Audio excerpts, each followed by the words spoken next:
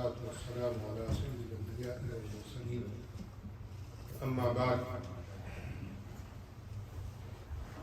قال الله تبارك وتعالى أعوذ بالله من الشيطان الرجيم بسم الله الرحمن الرحيم تبارك الذي بيده الملك وهو على كل شيء قدير الذي خلق الموت والحياة ليبلوكم أيكم أحسن عملا وهو العزيز الغفور. وقال النبي صلى الله عليه وسلم من قام رمضان غفر له ما تقدم من ذنبه وما تأخر أو كما قال عليه الصلاة والسلام. My dear brothers and sisters, Alhamdulillah, today we are in the 22nd night of Ramadan. We are in the last 10 days of Ramadan, last 10 nights of Ramadan. This is the time when Allah subhanahu wa ta'ala frees millions of souls from Jannah. May we be also from amongst those who Allah frees from Jannah. Because Jahannam is haqiqat. Jahannam is there. Jannat is haqiqat. Jannat is there. We have not seen Jannat and Jahannam. Many a time people don't like to believe in something which they cannot see. But this is against intellect. Because there are many things in life we cannot see. But we still believe in it.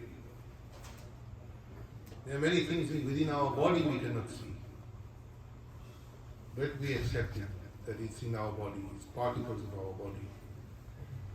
So, Jannat and Jahannam is there. We cannot see it today. But once we go from this world, then we will see it. If somebody says, prove where is Jannah, prove where is Jahannam, can he physically show me? That's not possible. To show Jannah or Jahannam. Shahadat, to die in the path of Allah, especially in the battlefield, is the highest form of Shahadat. So sometimes Allah subhanahu wa ta'ala shows the Shaheed and the people who come after the Shaheed. Hazrat Huzaifa ibn Yaman radiyallahu ta'ala anhu is Sahibi Sirri Rasulullah sallallahu alayhi wa sallam. He is the companion who Nabi sallallahu alayhi wa sallam had told, he had given him a fihrist, a list of those who were munafiqeen.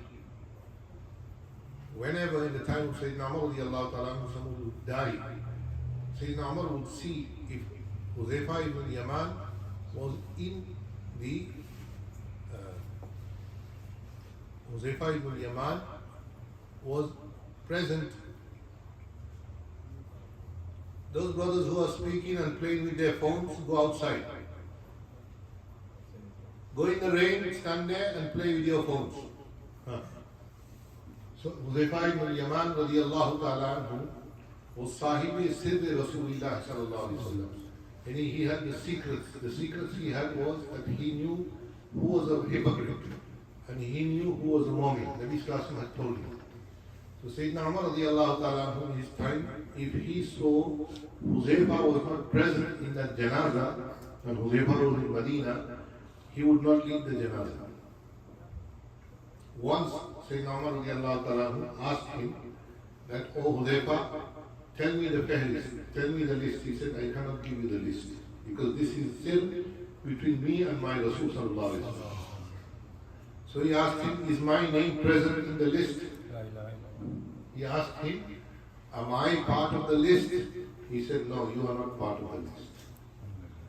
So he said, Alhamdulillah. So Huzaifa radiyallahu ta'ala went into jihad. He was shaheed somewhere in Iraq. Times of London wrote this article in 1920s. I have read this article. somebody did the Urdu of this article also, maybe Arabic also, that they were making, the British were making a dam somewhere in Iraq. I don't exactly remember where it was, but they were making a dam in Iraq.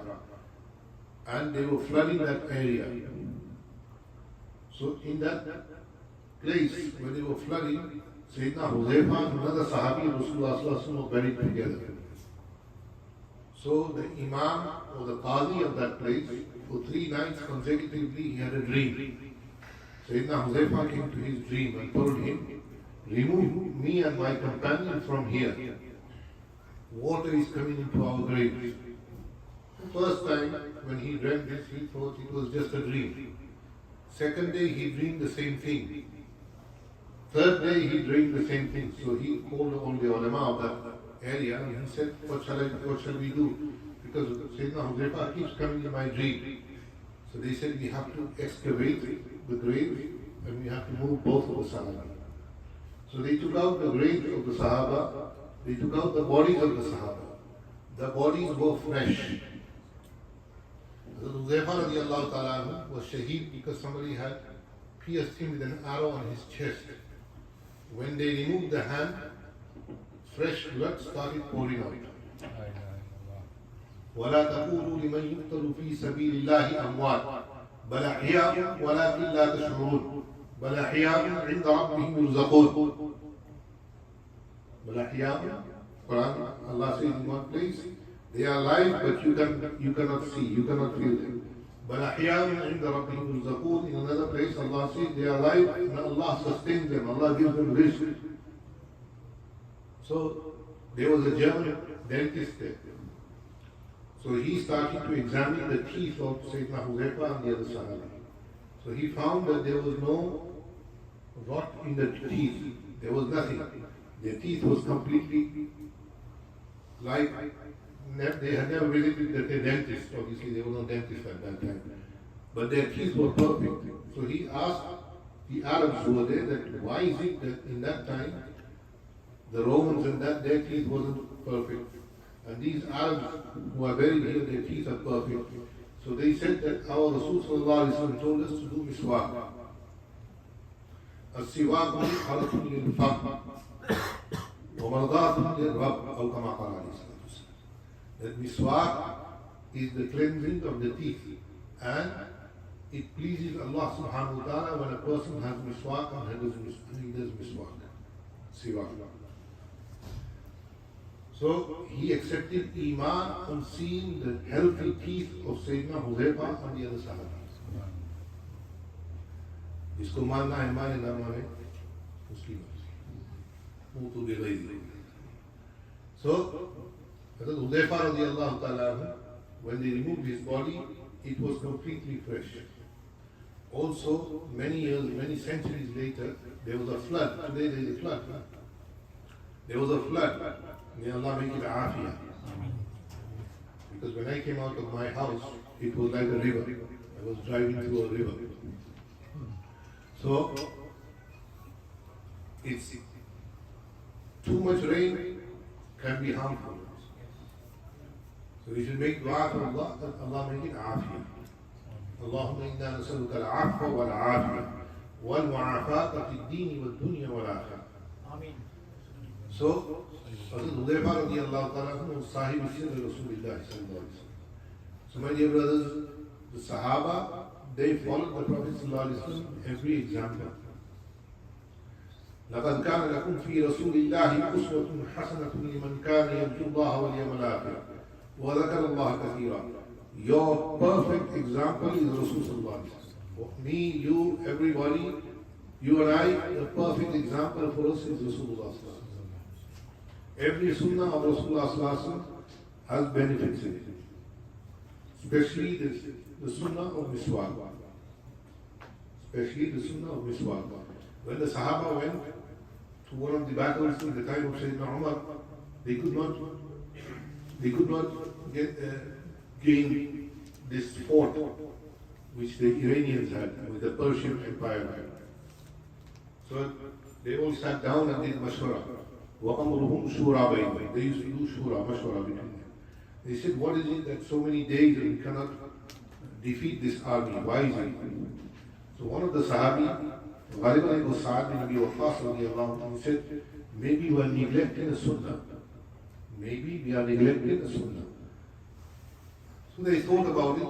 So they came to the conclusion that we are not doing miswak properly. So he told all the Sahaba that take out your miswak and start brushing your teeth. He said, take out your miswak and start brushing your teeth. So the Sahaba took out their miswak. They didn't used to argue when the Amir said something. They didn't, even if they knew, they would accept it. Abu Hurairah radiallahu anhu, Sayyidina Abu Dhar radiallahu ta'ala anhu went to Hajj with Sayyidina Uthman. So in Muzdalifah and Mina, you only need 2 rakats for every first salah. Especially in Arafat and Muzdalifah, you do 2 rakats Isha, 3 rakats Maghrib first, and then you do 2 rakats Isha. So Sayyidina Uthman radiallahu anhu was the Amir of Hajj also. He was Amir al-Mu'mineen. So he read 4 rakats of Isha. So Sayyidina Abu Dhar, he said, I prayed behind Rasulullah sallallahu alaihi wasallam here, and he did 2 rakats. And I prayed behind Abu Bakr here, and he did 2 rakats. And I prayed behind Umar for 10 Hajj, and he did 2 rakats. And in the beginning, Uthman used to do 2 rakats, and now he's done 4 rakats. But when Sayyidina Uthman led them in Salah, Abu Dhar also did 4 rakats. So somebody asked him that, Abu Dhar, you were saying this, but yet you followed Uthman, you disagreed with him, but you followed him. He said, Ikhtilaf is jaiz, mukhalafat is not. We can differentiate, differ with him, but we cannot go against the Amir. This is something to learn. When the Amir says something, it should be accepted in the matters of deen. Unless he says something which is against Allah and His Rasul sallallahu alaihi wasallam, لا طاعة لمخلوق في معصية الخالق, then the Amir is not to be heard. But until he says something which is not against Allah and His Rasul sallallahu alaihi wasallam, even if it doesn't come into our mind, even if we don't accept it, we don't understand it, but we should accept it. Why? Because the hand of Allah is with the Amir. The i'ana of Allah is with the Amir. So they used to differ, but when it came, they would follow the Amir. So they all took out their miswak, and they started to do miswak. When they started to do miswak, the Persian Empire, the army in the opposite, there was a river between them, they saw all the Arabs starting to do miswak. So they said, Dev Ramadan, Dev Ramadan. These are not men, these are giants, and they are like devils who have come. Because they are sharpening their teeth, they are going to eat us alive. Dev Ramadan, Dev Ramadan. It comes in Hadith, the alfaz is like this. Dev Ramadan, Dev Ramadan. But they are devils who have come, they are going to eat us alive. So they left and ran away. On the sunnah of the miswak, the whole war was won. The whole war was won. We don't take much to do with miswak. But if we do miswak, the least faidah of miswak is that at the time of our death, inshallah, we will go with Ashhadu an la ilaha illallah wa Ashhadu anna Muhammadan abduhu wa rasuluh. Mullah Ali Qari rahimahullah in Mirqat has mentioned 7 key benefits of miswak. The least benefit, he said, was that at the time of death, a person will go with La ilaha illallah Muhammadun Rasulullah. But we don't want to do with Sunnah. You know, many people don't wear hats in Salah. And they say this is not Sunnah, or this is nothing. Nabi sallallahu alayhi wa sallam always wore a hat. Always. It's in Tirmizi. In Shama'il Tirmizi, if somebody reads it, you will find it there. And Nabi sallallahu alayhi wa sallam used to wear generally an amama. And his hat used to be flat. And Nabi sallallahu alayhi wa sallam never did Salah, a single Salah, except in Hajj and Umrah, without a hat on.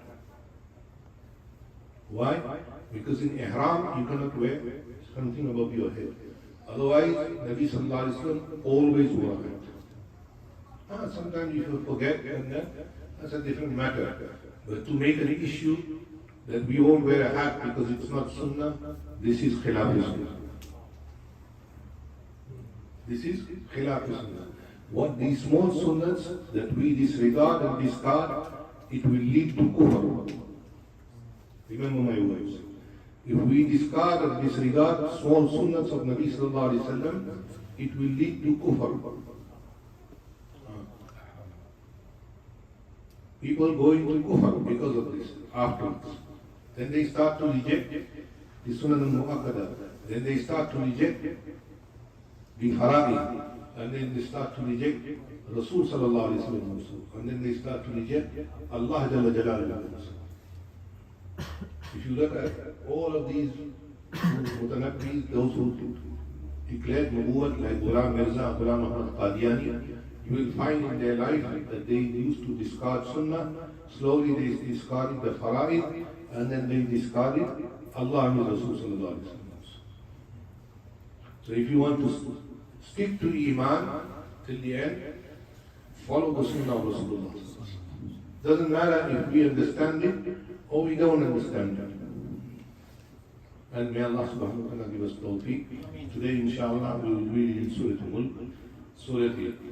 In Surah Mulk, Allah ta'ala says in the second ayah, الَّذِي خَلَقَ الْمَوْتَ وَالْحَيَاةَ لِيَبْلُوَكُمْ أَيُّكُمْ أَحْسَنُ عَمَلًا. That Allah has created you, الَّذِي خَلَقَ الْمَوْتَ, and Allah has created maut and hayat, so to test you, who does the best amal. Sometimes we don't think much of an amal, even if it's small. If somebody reads every day in the morning Ayatul Kursi, it might be a very small amal.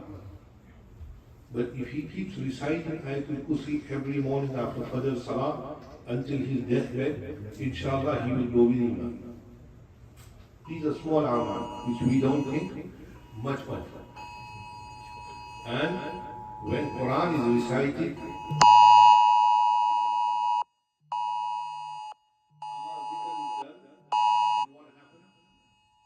this is the warning that we are getting for a flash flood. But there is a flash flood coming worse than this, which none of us will be able to beat. That is the flash flood of death. And the warning is there from the Quran. So, may Allah subhanahu wa ta'ala give us the ability to understand the Quran, to understand the Sunnah of Rasulullah sallallahu alaihi wasallam, and make Allah make that this Ramadan we put changes into our life for the betterment. Alhamdulillah, every night we have iftar. We have iftar, everybody comes, mashallah, and it's good that they come and they eat and they drink. But brothers and sisters, we should also help in cleaning up after iftar. Don't leave your dirty plates and things on the ground or on the tables. Because 2 or 3 brothers every night they clean up. May Allah give them jazai khair. There's some sisters who clean up after everybody every night. But this is everybody's. We don't ask somebody to eat on our behalf. Or do we? We don't. We make sure that we get all the vegan pakoras and all the other pakoras. अगर न मिले तो किसी और से plate से भी निकाल लेंगे. So, as we eat, we should also clean up afterwards. That's necessary. Nobody here is anybody's slave. MashaAllah, those who do the work for us, they do it a great favor upon us also, and they do it for Allah. They do it for Allah. Allah will give them jazai khair. We cannot repay them, but we can at least help them. That take the garbage, put it in the garbage bin. So that this is that in Ramadan we help each other, and inshallah the remaining nights that we have, we make tawbah to Allah, istighfar to Allah. So the qalam will be read tonight also. some of the waqia of Yunus alayhi salam will come, the waqia of the people of the garden will come, then Surah Haqqa, كَأَنَّهُمْ أَعْجَازُ نَخْلٍ خَاوِيَةٍ. Today when I was walking in the afternoon, I saw one of our trees has snapped in half. كَأَنَّهُمْ أَعْجَازُ نَخْلٍ خَاوِيَةٍ. It's a palm, it's not a date palm, it's a palm, big long palm. It snapped in half. This is the power of Allah subhanahu wa ta'ala. We see that in many a time when we go through a hurricane. And then the next surah is سَأَلَ سَائِلٌ بِعَذَابٍ وَاقِعٍ, where Allah subhanahu wa ta'ala says كَانَ مِقْدَارُهُ 50,000 سَنَةً, that the day of judgment will be 50,000 years. So ask Allah subhanahu wa ta'ala to have mercy upon us in the hereafter, especially on the day of judgment. And then the last surah, we're only doing half today inshallah, is Surah Nuh. In Nuh alayhi salam's qissa, رَبِّ إِنِّي دَعَوْتُ قَوْمِي لَيْلًا وَنَهَارًا فَلَمْ يَزِدْهُمْ دُعَائِي إِلَّا فِرَارًا. That, oh Allah, I called my people night and day. Nuh alayhi salam gave them da'wah for 950 years. Only a few people accepted Iman. But Iman always overcomes everything else. Islam always comes over everything else. All kufr and shirk diminishes. There are times when kufr will come with all its power. إِذَا جَاءَ الْحَقِّ زَهَقَ الْبَاطِلِ إِنَّ الْبَاطِلَ كَانَ زَهُوقًا. Haqq comes, but it takes time. And batil will come out with all its force. But those who stand up and stay steadfast on haqq, Allah will get rid of the batil at one time. May Allah give us tawfiq, inshallah. Saturday we finish the Quran on the 25th night. Also that night we will have the fundraiser. We have to make a payment of 150,000 to come out of the cause of the land. So I hope that inshallah all of you will help us to come out of the qarz for the land that we acquired. Inshallah we are getting it developed also. We're going to have to do a lot of work in the next year. Make dua to Allah subhanahu wa ta'ala. Allah make it easy. Also we have to get the plans for the masjid ready so that we can start in the masjid progress also. Jazakallah.